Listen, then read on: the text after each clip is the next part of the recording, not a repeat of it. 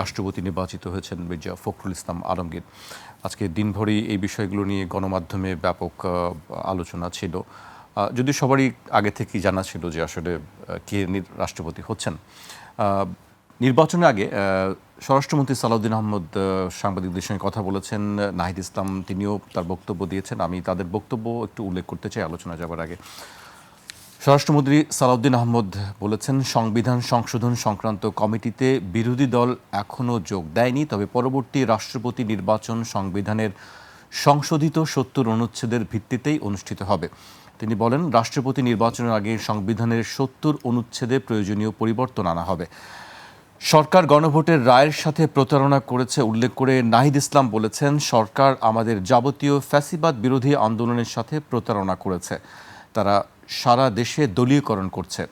প্রশাসনের সব জায়গায় এবং রাষ্ট্রপতি নির্বাচনেও এক প্রকার দলীয়করণের মাধ্যমেই দলীয় প্রার্থী দিয়ে প্রধানমন্ত্রী নিজেই রাষ্ট্রপতিকে নির্বাচিত করছেন, যেখানে স্বাধীনভাবে কোনো ভোট দেওয়ার সুযোগ নেই। তারা নিজেরাই বলে দিচ্ছে, ফলে তারা গণতন্ত্রের পক্ষে আছে বলে আমরা মনে করছি না। সায়ন্ত ভাই, আপনি দুজনের বক্তব্যই শুনলেন। ৭০ অনুচ্ছেদ নিয়ে ব্যাপক আলোচনা আছে। প্রথমেই আমি অভিনন্দন জানাই এই মুহূর্তে বাংলাদেশ রাষ্ট্রের অভিভাবক হিসেবে যাকে আমরা পেয়েছি, দীর্ঘদিনের ত্যাগী নেতা এবং বাংলাদেশের মানুষের কাছে অত্যন্ত প্রিয় শ্রদ্ধাভাজন মির্জা ফখরুল ইসলাম আলমগীর, যিনি এখন মহামান্য রাষ্ট্রপতি। ব্যক্তিগতভাবে আমি ওনাকে দীর্ঘদিন থেকে খুব পছন্দ করি, শ্রদ্ধা করি এবং খুব কাছ থেকে দেখেছি নানান সময়ে। অসাধারণ ব্যক্তিত্বের অধিকারী, ন্যায়পরায়ণ একজন মানুষ। যদিও বাংলাদেশের এই মুহূর্তে সংবিধান অনুসারে রাষ্ট্রপতির ক্ষমতা খুব সীমিত, কিন্তু যে জুলাই সনদ অনুসারে রাষ্ট্রপতি এবং প্রধানমন্ত্রীর ক্ষমতার যে ভারসাম্য আসার প্রস্তাবনাগুলি আছে, যেগুলো সব দল একমত হয়েছেন, বিএনপি যেহেতু এখনও বলছে যে জুলাই সনদ তারা অক্ষরে অক্ষরে পালন করবে, সেই বিবেচনায় আমি আশা রাখি যে রাষ্ট্রপতির এখন বা এতদিন ধরে যেরকম একেবারেই পাওয়ারলেস অবস্থায় রাখা হয়েছিল, শুধুমাত্র দেশে কোনো ক্রাইসিস হলে অথবা ইন্টারিম গভর্নমেন্ট বা তত্ত্বাবধায়ক সরকার হলে, যখন প্রধানমন্ত্রী বা সরকার এই নির্বাচিত সরকার থাকে না, তখনই তার গুরুত্ব বাড়ে। সেই ব্যবস্থার পরিবর্তে সব সময় রাষ্ট্রপতির কিছু জায়গায় তার বলবার এবং করবার থাকবে রাষ্ট্রের জন্য, রাষ্ট্রের জনগণের জন্য, সেটা হয়তো আসবে। তো সবচেয়ে বড় কথা হলো এইরকম একজন সজ্জন গ্রহণযোগ্য মানুষকে রাষ্ট্রের অভিভাবক হিসেবে পেয়ে এইটা একটা বড় অর্জন। আর নাহিদ ইসলাম বা বিরোধী দলের কথা যেটা বললেন আপনি, তারা যদি মনেই করে যে জুলাই সনদ অনুসারে ৭০ অনুচ্ছেদের বিলোপ ছাড়া এই নির্বাচন গ্রহণযোগ্য হচ্ছে না তাদের দৃষ্টিতে, তাহলে তারা নির্বাচনে অংশগ্রহণ করলো কেন? অংশগ্রহণ না করাটাও তো একটা প্রতিবাদ হতে পারত, যে জুলাই সনদের আলোকে ৭০ অনুচ্ছেদের যে পরিবর্তন হওয়ার কথা, সেই পরিবর্তন না হওয়ার অবস্থায় এই রাষ্ট্রপতি নির্বাচন আমরা বর্জন করলাম বা করব না।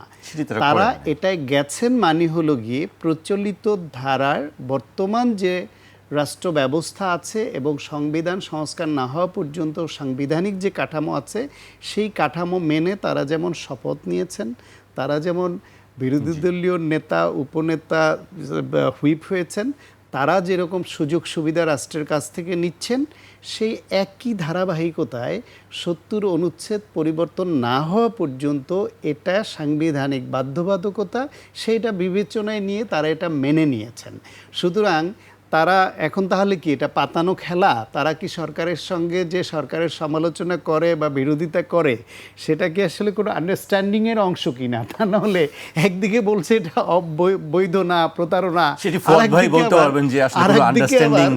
আর একদিকে আবার ওই নির্বাচনে অংশগ্রহণও করছে। একটা প্রতিযোগিতামূলক নির্বাচন হলো, আমরা দেখলাম ৩৫ বছর পরে, যে ৩৫ বছর পরে এমপিরা ভোট দিতে পারলেন রাষ্ট্রপতি নির্বাচনে। এটা তো এদেশ থেকে উঠেই গিয়েছিল ১৯৯১ পর থেকে, এবং এই যে আলোচনা আসছে সব দুবার মাত্র এই ঘটনা, রাইট। এখন ভবিষ্যতে ধরেন এই ৭০ অনুচ্ছেদ ডেফিনেটলি পরিবর্তন হবে, এটা আমাদের অনেকের দাবি, এমনকি বিএনপির পক্ষ থেকেও দাবি ছিল। তাদের রাষ্ট্র মেরামতের ৩১ দফায়ও কিন্তু এই দাবি ছিল, শুধুমাত্র আপনার আস্থা ভোট, অর্থ বিল, এই দুইটা আর একটা কি যেন জাতীয় নিরাপত্তা, জাতীয় নিরাপত্তা, এই তিনটা বিষয় ছাড়া, এই সংশোধনী, এই চারটা বিষয় ছাড়া বাকিগুলো ওই যে ফ্লোর ক্রসিং করা যাবে না, দলের বিরুদ্ধে দেওয়া যাবে না, এই সব পরিবর্তন হয়ে যাবে। এবং আমি বিশ্বাস করি পরিবর্তন হবে, কারণ বিএনপিরই চাওয়া ছিল এটা, এবং বিএনপি অঙ্গীকার করেছে অনেক জায়গায়, রাষ্ট্র মেরামতের ৩১ দফায় অঙ্গীকার করেছে, নির্বাচনী ইশতেহারে অঙ্গীকার করেছে, তারা জুলাই সনদে যেগুলো একমত হয়েছে উইদাউট নোট অফ ডিসেন্ট, সেইখানেও এই চারটা বাদে বাকিগুলোতে একমত হয়েছে। সুতরাং এই পরিবর্তনটা আসবে, সে পর্যন্ত আমরা অপেক্ষা করব। তবে পরিবর্তন না হলেও বর্তমান প্রেক্ষিতে আমরা যেমন একজন রাষ্ট্রপতি পেয়েছি, এইটা তুলনাযোগ্য না, কারণ তার মেধা, তার দেশপ্রেম, তার সততা, তার কর্মদক্ষতা সব প্রশ্নাতীতভাবে প্রমাণিত এবং এদেশের আপামর মানুষের কাছে গ্রহণযোগ্য একটা ব্যক্তি। বাংলাদেশের সর্বোচ্চ জনপ্রিয় গ্রহণযোগ্য মানুষ ছিলেন দীর্ঘ অনেক বছর ধরে বেগম খালেদা জিয়া।